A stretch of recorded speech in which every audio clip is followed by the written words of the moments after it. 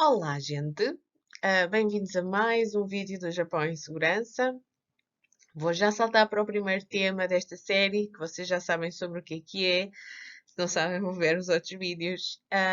Eu vou já passar para o tema, o primeiro tópico, das tourist traps, ou das ratoeiras turísticas. Neste vídeo vou falar de várias e vocês vão perceber o que é que eu entendo por ratoeiras turísticas à medida que eu vou falando delas. Então, uma delas é o Marikarto, ou Mario Kart.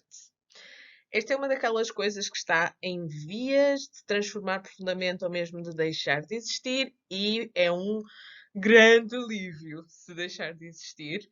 Um, os Mario Karts, ou estes carrinhos de corrida, aparentemente de corrida, mas que no Japão não eram de corrida, já vou explicar melhor.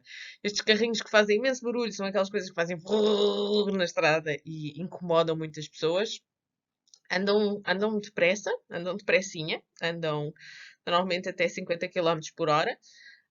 O que num ambiente urbano para um carro que é muito baixo e que, portanto, não é bem visto e não é percebido, os outros carros não se apercebem que eles estão a passar ao lado, estes karts, ou que estão atrás, ou que estão à frente, eles são muito, muito baixos. Não têm segurança nenhuma, como veem as pessoas estão ali. Não há nada a proteger, não há material à volta das pessoas a protegê-las. E, e andam no trânsito, nas cidades, em Tóquio, geralmente.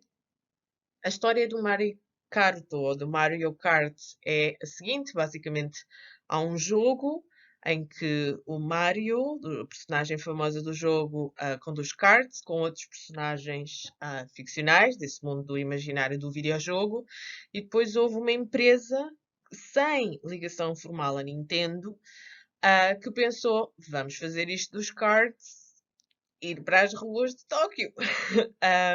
E depois houve várias empresas que criaram isto. E a razão pela qual isto teve problemas mais tarde e pode vir a deixar de existir é que a Nintendo processou estas empresas por estar. Elas muito claramente dizem, e isto está escrito na parte lateral dos cards, unrelated to Nintendo. Mas como é óbvio que estão a copiar a ideia do jogo, ainda por cima, porque as pessoas que se inscrevem para participar nestas andanças de carro pelas cidades podem escolher vestir-se como várias personagens do universo da ficção, dos videojogos, da animação, incluindo as personagens da Nintendo, mas não só, também os Minions, como vem ali do filme, ou Minions.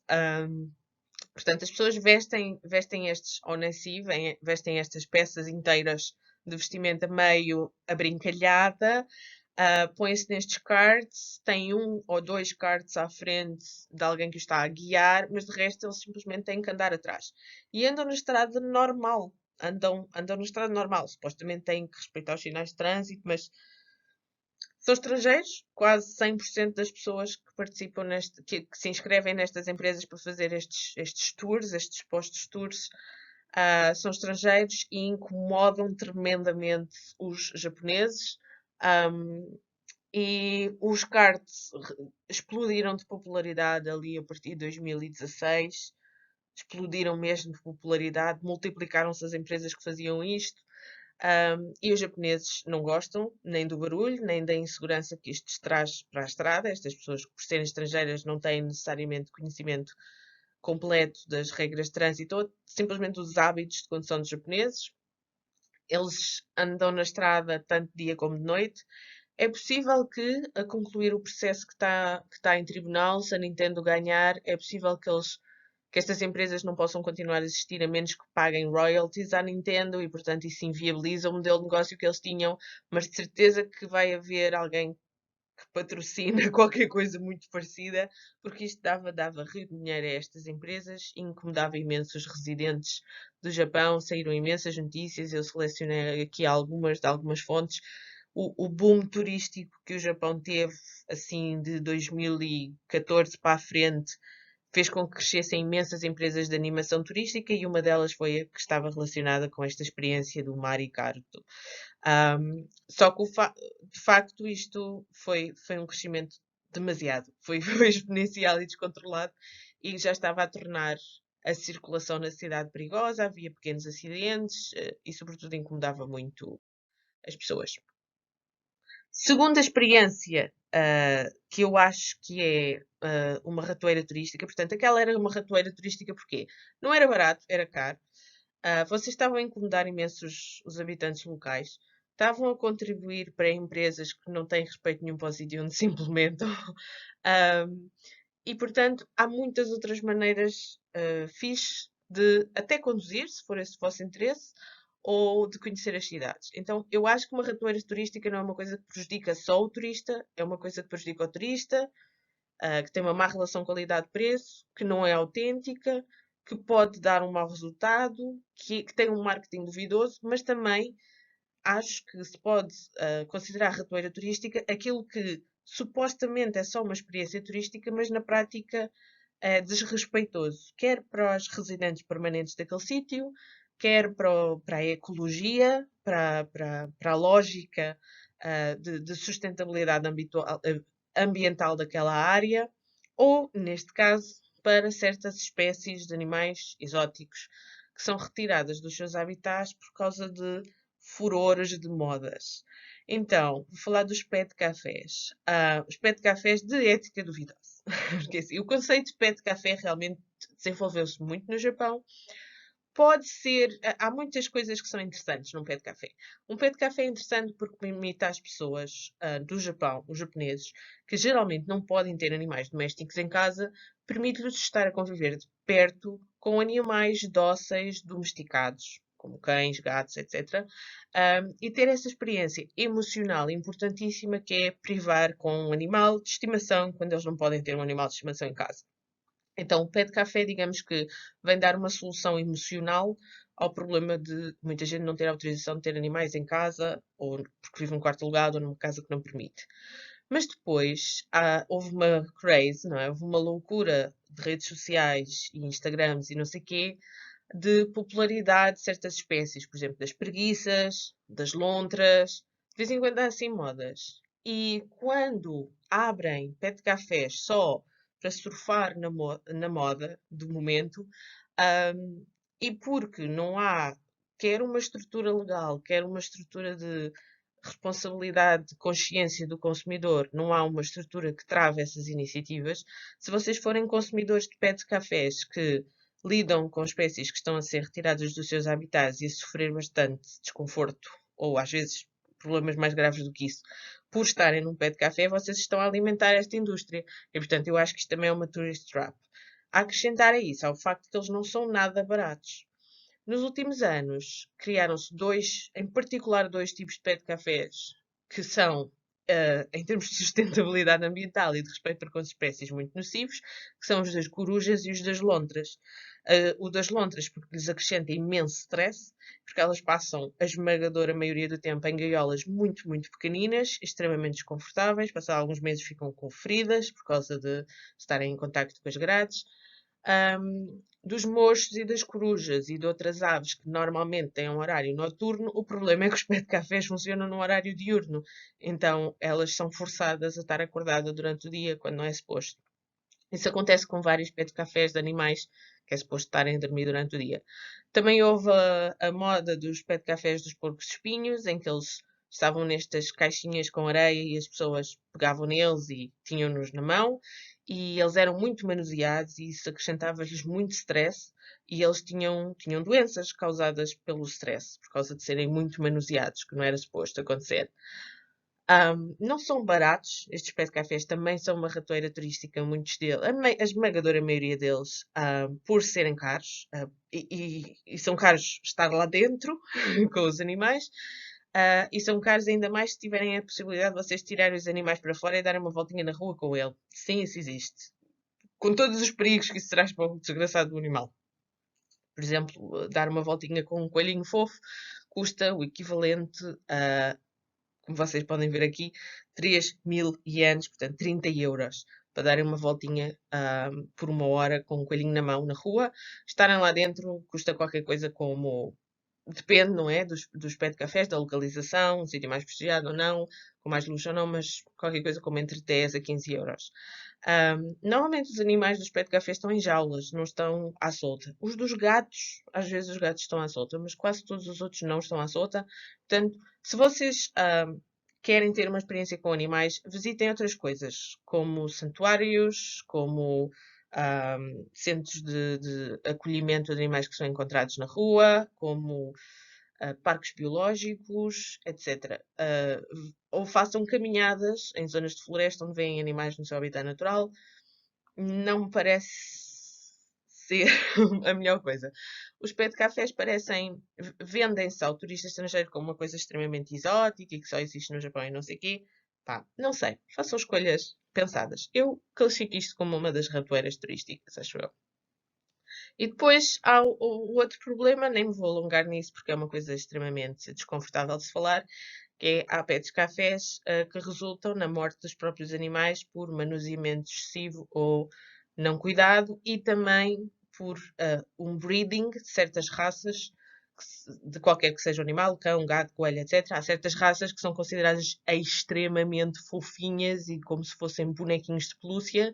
Estes dois aqui são coelhos mesmo, que estão vivos, não sei por quanto mais tempo, e que as pessoas apertam e esfregam tanto e apertam tanto e que é fofo, que eles acabam por, ou pelo manuseamento diretamente, ou por situações de stress, acabam por ter lesões e morrer. Então, esta indústria considera os animais algo um bocado descartável, portanto, não.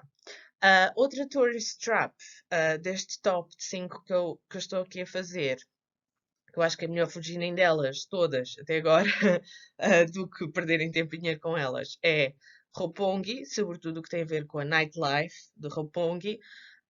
Roppongi é considerado como um sítio onde há muitos bares e hostess clubs e etc., discotecas, etc., vida noturna no Japão, mas realmente é considerado por montes de tops como uma das tops de tourist traps, apesar de ser muito bem localizado no centro de Tóquio. É uma tourist trap para evitar, quase todos os. Quase todas as sondagens, quase todos os artigos de especialistas, quase todos os levantamentos, tanto mais antigos como muito recentemente, dizem que sim. Mas ainda assim, Roppongi e os bares dali continuam a estar normalmente nos programas das agências de viagens e continuam a levar lá as pessoas, porque há um lobby muito grande entre os estabelecimentos daquela área e depois os operadores turísticos, os guias, etc. Eu acho que é uma imensa tourist trap, em que, neste caso, aquilo que pesa mais é o preço das coisas. E a relação qualidade-preço é horrível. Ou seja, vocês pagam muito por mau serviço, maus produtos, más experiências. Tem algum interesse arquitetónico, paisagístico, as luzes à noite, a arte urbana em espaço público, eventualmente a iluminação em certas alturas do ano, toda aquela movida de estarem naquela zona densa com nightlife, mas não é extraordinária comparado com muitas outras cidades do mundo, nem sequer do Japão. É overrated, dá-se mais importância do que realmente tem. Eu diria que seletivamente, se vocês tiverem muito interesse em coisas como bandas ao vivo, podem escolher uma ou outra performance que vocês querem ver, um ou outro show. Se tiverem interesse, por exemplo, num ou outro DJ em particular, podem escolher onde é que está a atuar e ir lá ver.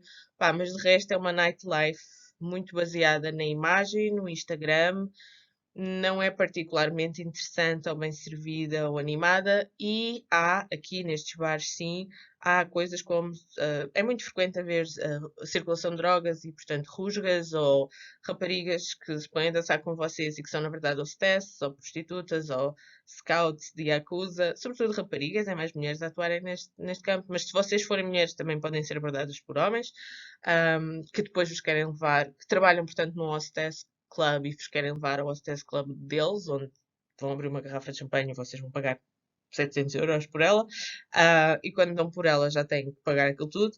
Portanto, é muito. Vocês são muito embrulhados nos negócios que estão na nightlife aqui e pronto, estão avisados. Já sabem. Roppongi não é particularmente autêntico. Uma das coisas que às vezes me chateia um bocado é as pessoas dizerem tens que ir porque só há lá. Não! Roppongi não é autêntico. Roppongi foi criado como um bairro de bares para os soldados americanos durante a ocupação do Japão. Não, a sua origem não é a maneira dos japoneses se divertirem, nem a nightlife à japonesa. É uma coisa com contornos muito ocidentalizantes e realmente autêntico não tem nada. Mais uma tourist trap que vos queria avisar são as day trips ao Monte Fuji, sobretudo as day trips a partir de Tóquio. Estou aqui a dar um exemplo de um operador turístico entre muitos possíveis, muitos, fazem day trips ao ver o Monte Fuji.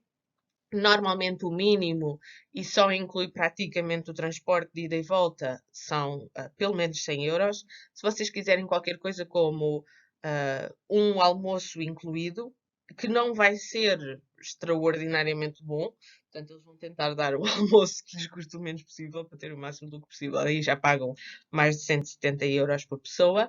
Esta coisa do guia de áudio opcional normalmente é uma gravação, e está em inglês ou em espanhol. É raro ver em português, pode existir português, mas normalmente é em inglês ou espanhol. E é simplesmente uma gravação áudio, ou até pode ser uma coisa que vocês fazem. Agora já há muitos que podem descarregar uma app e podem estar a ouvir. Mas é só uma viagem de autocarro, de Tóquio ao Fuji. E eu quero-vos explicar que vocês têm muitas outras alternativas.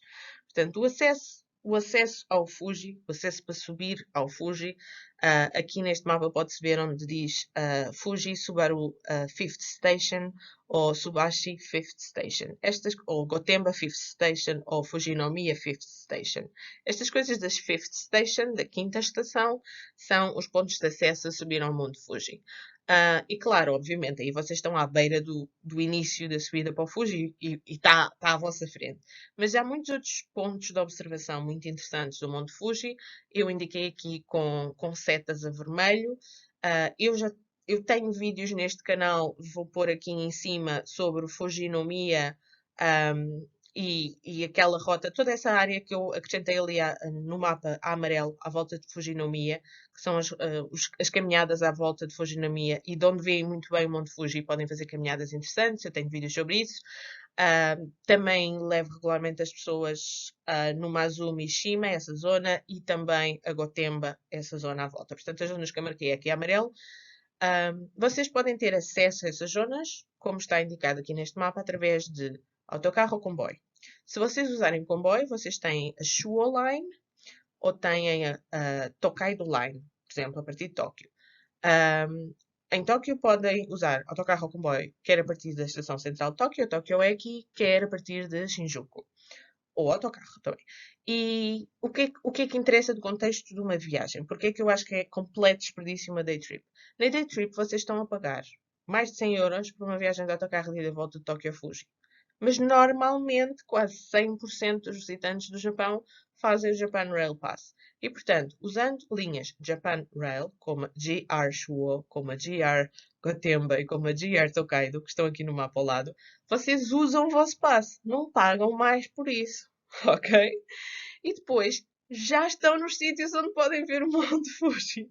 E podem gastar muito melhor o vosso dinheiro numa refeição. Ou, se quiserem, pagando um autocarrozinho extra para irem até à Fifth Station, por exemplo. Se vocês apanharem com o vosso JR Pass sem pagar nada por esse bilhete, porque já está incluído no JR Pass, se forem da JR Shuo Line até Utsuki e depois mudarem para Kawaguchiko, vocês em Kawaguchiko têm vários autocarros com um round trip, um bilhete de ida e volta de 2.200 ienes, que é €20, basicamente, que vos leva à Fifth Station. Portanto, vocês podem ir à beira do início do caminho do Monte Fuji, queiram ou não queiram subir depois, com basicamente 20 e poucos euros, em vez de 100. Ok? Portanto, eu acho que é um engodo completo, é a maior tourist trap de todas. E depois, outro aspecto muito mau destas One Day Trip to Monte Fuji. Vocês passam a maior parte do tempo em viagem. O tempo que vocês estão no Monte Fuji é só uma parte do dia. Vocês não veem nem a manhã nem a noite, muito menos o início do dia a seguir. Se chegam lá no momento em que está nublado, acabou. E o Monte Fuji é normalmente invisível, totalmente invisível, durante boa parte do dia. Se uma pessoa ficar um dia inteiro, dormir ali perto da zona, e no outro dia de manhã, até clarear bem amanhã, todo esse tempo ainda tiver a oportunidade de tentar ir ver se consegue ver o Fuji, eu diria quase 100% de certeza, vê-o. Mas, se tiver lá um espaço de 3 ou 4 horas, pode muito bem acontecer ser o espaço de 3 ou 4 horas em que o céu está nublado. E não vê, e acabou. Porque o Fuji é assim. O Fuji está muitas, muitas vezes tapado. Então, sim, o resultado, portanto, vocês podem fazer aquela viagem toda, pagar 170 euros e depois é isto que vem. Acho que ninguém quer isso. Uma das mais famosas fotografias todas, com o Shurreito Pagoda, também a versão não editada dessas fotografias, que a maior parte delas é tudo feito no Photoshop, a versão não editada é uma coisa destas, em que o Fuji está lá ao fundo, vocês imaginam, e pronto. Portanto, se vocês excluírem o tempo das viagens e das paragens obrigatórias, o tempo para desfrutar a vista do Monte Fuji ou atividades relacionadas com o Fuji-san é realmente muito curto, é cerca de 4 horas nesses programas, e portanto a probabilidade de vocês terem uma boa vista é extremamente baixa.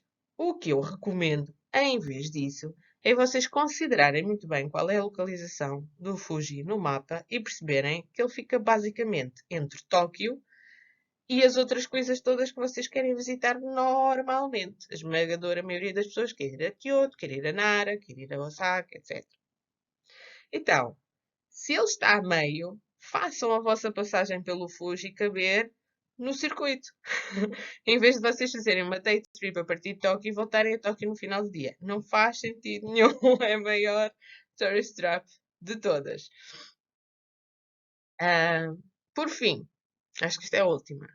Outra tourist trap, se calhar vai ser um bocadinho mais controversa, mas é a minha opinião pessoal. Se vocês acreditam, acreditam. Se não acreditam, paciência.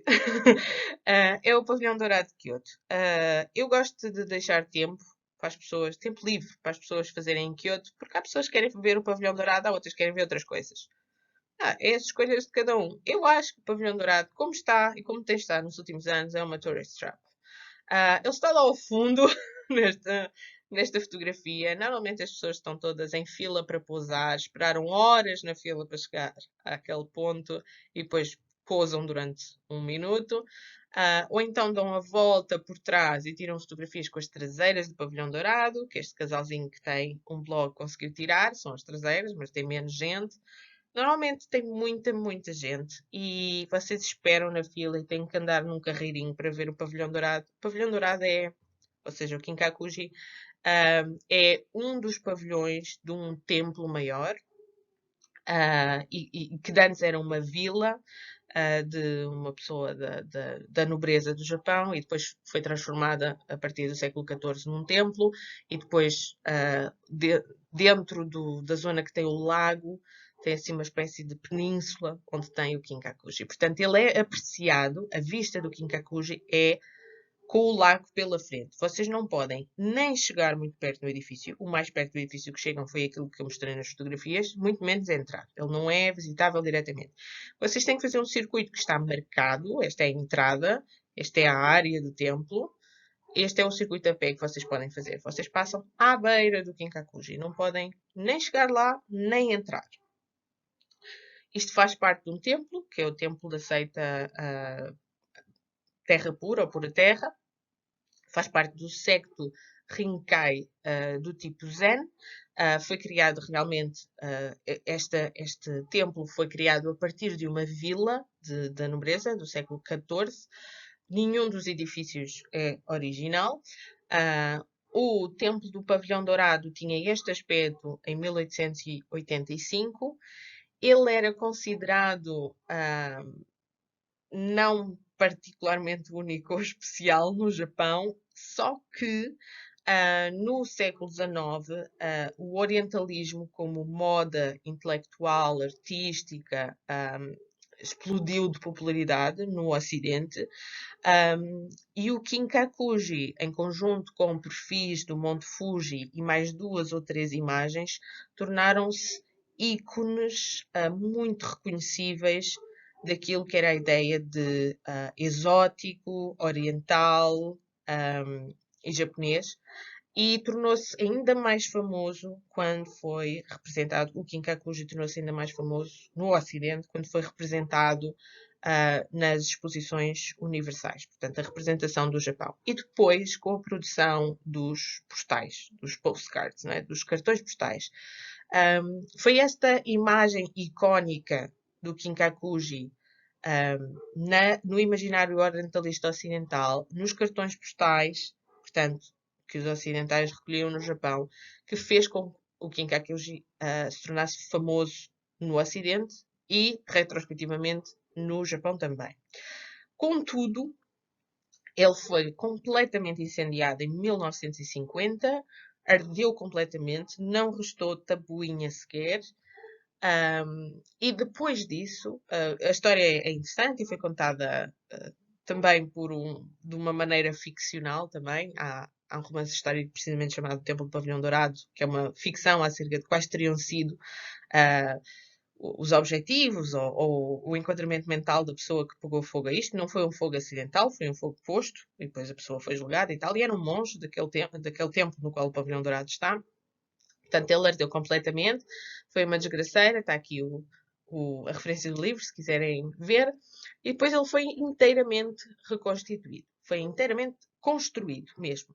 E também foi aplicada a folha de ouro para simular o estado em que ele teria estado no século XV, XVI, etc. Porque, como viram, no século XIX ele já não tinha a folha de ouro e ele não tinha exatamente este aspecto. Portanto, quando ele ardeu, em 1950, a seguir reconstruíram-no, e quando reconstruíram-no como ele teria sido no equivalente ao Renascimento Europeu, no período equivalente ao Renascimento Europeu, não como ele era no século XIX. Portanto, o edifício é moderno, é contemporâneo, não se pode estar muito perto, não se pode entrar, não tem nenhum artefacto histórico no interior, porque tudo ardeu.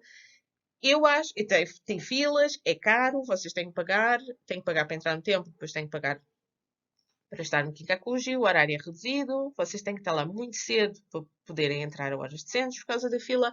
Tem muitos elementos aqui que, para mim, qualificam-no como uma tourist trap. Ainda assim, há muita gente que faz questão de ver. O emblemático tem muita força. Portanto, ficam avisados. Depois é convosco. Este meu vídeo das Tourist Traps passou por alguns dos meus tops, mas há mais, há muito mais. Eu fiz este vídeo a responder a perguntas vossas, portanto, pus-me a pensar o que é que vocês haveriam de querer. Se vocês quiserem saber mais tourist traps ou se vocês quiserem verificar isto é uma tourist trap ou não, podem sempre contactar-me pelos e-mails e links e messenger e instagrams e não sei o que estão aqui embaixo na caixa da descrição. Esta série vai continuar, sobretudo se vocês tiverem mais perguntas. O próximo vídeo desta série que eu vou fazer, que já pensei nisso, é sobre a relação com os polícias, as leis, as coisas que podem intervir com a limitação da liberdade e da segurança dos estrangeiros no Japão, sobretudo quando são visitantes ou turistas. Já falei um bocadinho aqui no canal sobre isso, mas vou falar mais. Se vocês quiserem saber mais, vejam o resto dos vídeos que estão aqui indicados ao lado e comentem e participem, que isto é um canal que é para ser aberto a toda a gente. Até o próximo vídeo.